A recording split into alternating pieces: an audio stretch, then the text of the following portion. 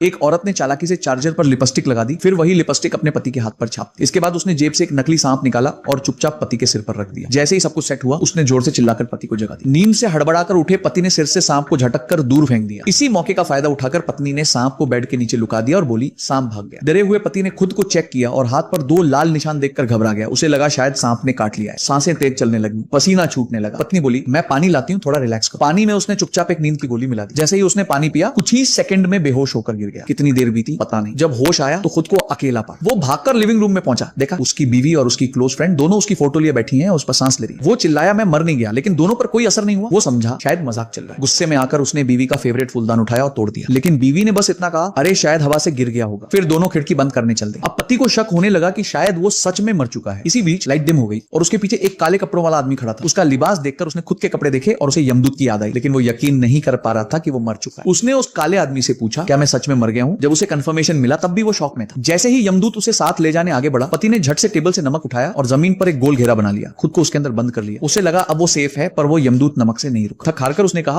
5 minute दो, कपड़े change करके आता हूं। पर असल में वो खिड़की से भागने की सोच रहा था। जैसे ही वो खिड़की तक पहुंचा, यमदूत ने उसे पकड़कर नीचे गिरा दिया। फिर बोला, अब तो सीधा 18वीं नरक में फेंकूंगा।